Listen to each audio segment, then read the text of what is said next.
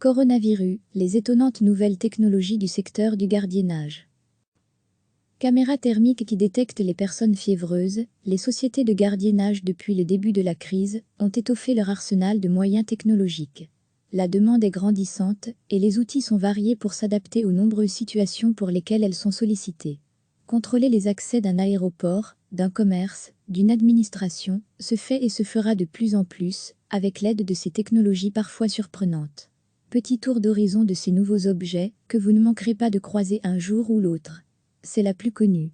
Il ne s'agit pas d'une nouvelle technologie, mais elle a trouvé avec la crise du coronavirus de nouveaux débouchés, comme nous l'explique Danny van der Mael, le patron de la filiale belge de la société de gardiennage Seri. La détection de température corporelle, ça existait avant la crise, mais il y avait très peu d'applications, parce que ce n'était pas nécessairement une solution à un problème.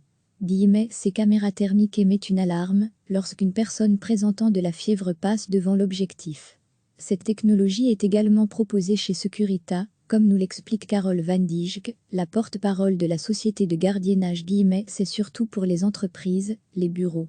Ça peut être combiné avec les People Count System, NDRL, système de comptage de personnes. Une des mesures couramment appliquées depuis le début de la crise, c'est la limitation du nombre de personnes dans un espace déterminé. Pour y parvenir, ici aussi la technologie peut être bien utile. Les bornes de comptage de flux permettent d'avoir une vue d'ensemble sur le nombre de personnes qui se trouvent sur une même zone. Carole Van Dijck, porte-parole de la société de gardiennage Securita, on compte les gens via des systèmes intelligents. Ça fonctionne grâce à des caméras et on peut mettre de l'intelligence artificielle sur ces caméras, par exemple, pour des grands sites ou des villes, pour avoir une vue d'ensemble sur le nombre de personnes qui se trouvent sur une même zone. Pour les petites zones, pour les magasins, par exemple, ce sont les mêmes technologies, mais sans l'intelligence artificielle, des technologies plus simples et plus faciles à utiliser. Carole Van Dijck nous explique le projet que sa société vient de lancer en partenariat avec l'Université d'Anvers et Robovision, une société spécialisée en intelligence artificielle. Nous plaçons des caméras intelligentes et on utilise la technologie de Robovision, donc l'intelligence artificielle, nous l'appliquons sur ces caméras et sur ces images. Et puis grâce à ces technologies et ces algorithmes, on peut reconnaître des situations typiques. C'est pour voir comment les gens réagissent pendant le déconfinement.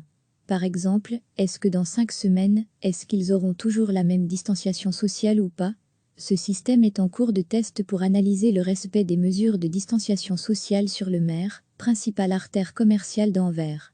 Il s'agit d'un projet scientifique pilote qui n'est en aucun cas destiné au maintien de l'ordre public. Chez Seri, on utilise aussi le même genre de technologie avec des caméras paramétrables. Comme nous l'explique Danny van der Mael, il peut y avoir des paramétrages qui détectent également si des groupes de personnes ou si des personnes dans un groupe se trouvent dans une distance trop rapprochée par rapport à une certaine norme.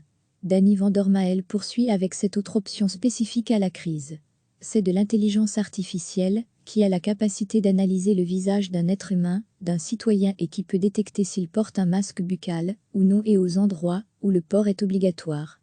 Grâce à ces caméras, on peut assez rapidement, dans une foule ou dans un groupe de personnes, détecter s'il y a des personnes qui sont en infraction, qui ne portent donc pas le masque. Dorénavant, pour entrer dans certains lieux, il faudra montrer patte blanche, ou plutôt patte désinfectée sans quoi Sésame ne s'ouvrira pas. Carole Van Dijck nous détaille la 4e technologie proposée par sa société de gardiennage, les portiques d'entrée en sanitizing. Ce sont des tourniquets d'accès où on doit passer ses mains sous des petites roues et du gélissor pour les désinfecter. Il faut mettre les 2 mains devant et automatiquement, il y a du gel en spray. Ça a déjà été utilisé dans le secteur de l'alimentaire mais maintenant, on peut l'utiliser en combinaison avec les autres technologies pour contrôler les entrées dans les entreprises, les bureaux, etc. C'est sûr, le monde après la crise ne sera plus vraiment pareil. Dans certains lieux publics, celui qui négligeait jusqu'ici les gestes barrières n'aura plus d'autre choix que de s'y plier, sinon la technologie le rappellera à l'ordre. Degré à lire aussi, le boom des caméras qui dépistent la fièvre. Les sociétés de gardiennage depuis le début de la crise ont étoffé leur arsenal de moyens technologiques. La demande est grandissante et les outils sont variés pour s'adapter aux nombreuses situations pour lesquelles elles sont sollicitées. Contrôler les accès d'un aéroport, d'un commerce, d'une administration, se fait et se fera de plus en plus, avec l'aide de ces technologies parfois surprenantes. Petit tour d'horizon de ces nouveaux objets que vous ne manquerez pas de croiser un jour ou l'autre. Caméra thermique qui détecte les personnes fiévreuses, c'est la plus connue. Il ne s'agit pas d'une nouvelle technologie, mais elle a trouvé avec la crise du coronavirus de nouveaux débouchés, comme nous l'explique Danny Vandermael, le patron de la filiale belge de la société de gardiennage Seri. La détection de température corporelle, ça existait avant la crise, mais il y avait très peu d'applications, parce que ce n'était pas nécessairement une solution à un problème. Ces caméras thermiques émettent une alarme lorsqu'une personne présentant de la fièvre passe devant l'objectif. Cette technologie est également proposée chez Securita, comme nous l'explique Carole Van Dijck, la porte-parole de la société de gardiennage. C'est surtout pour les entreprises, les bureaux. Ça peut être combiné avec les People Count System, NDRL, système de comptage de personnes. Borne de comptage de flux, une des mesures couramment appliquées depuis le début de la crise, c'est la limitation du nombre de personnes dans un espace déterminé. Pour y parvenir, ici aussi la technologie peut être bien utile. Les bornes de comptage de flux permettent d'avoir une vue d'ensemble sur le nombre de personnes qui se trouvent sur une même zone. Carole Van Dijck, porte-parole de la société de gardiennage Securita, on compte les gens via des systèmes intelligents. Ça fonctionne grâce à des caméras, et on peut mettre de l'intelligence artificielle sur ces caméras, par exemple, pour des grands sites ou des villes, pour avoir une vue d'ensemble sur le nombre de personnes qui se trouvent sur une même zone. Pour les petites zones, pour les magasins, par exemple, ce sont les mêmes technologies, mais sans l'intelligence artificielle, des technologies plus simples et plus faciles à utiliser.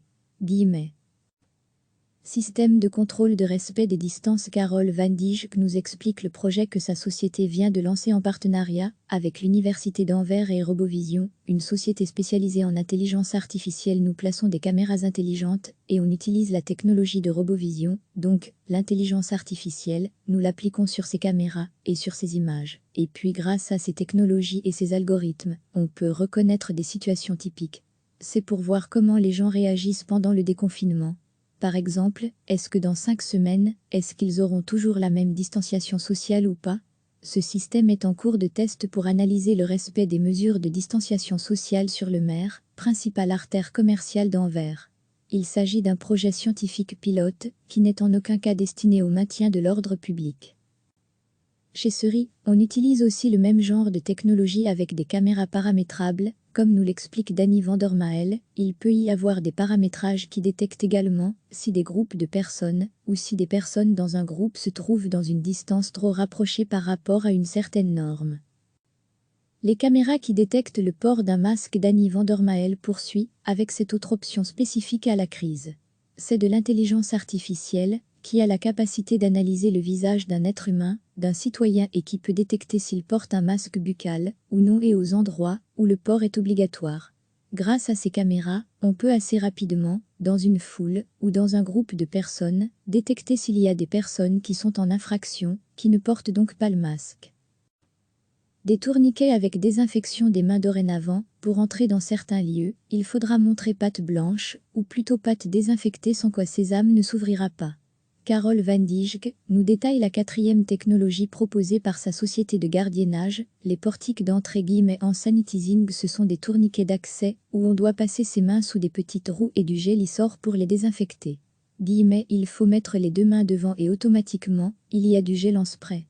Ça a déjà été utilisé dans le secteur de l'alimentaire, mais maintenant, on peut l'utiliser en combinaison avec les autres technologies pour contrôler les entrées dans les entreprises, les bureaux, etc. C'est sûr, le monde après la crise ne sera plus vraiment pareil.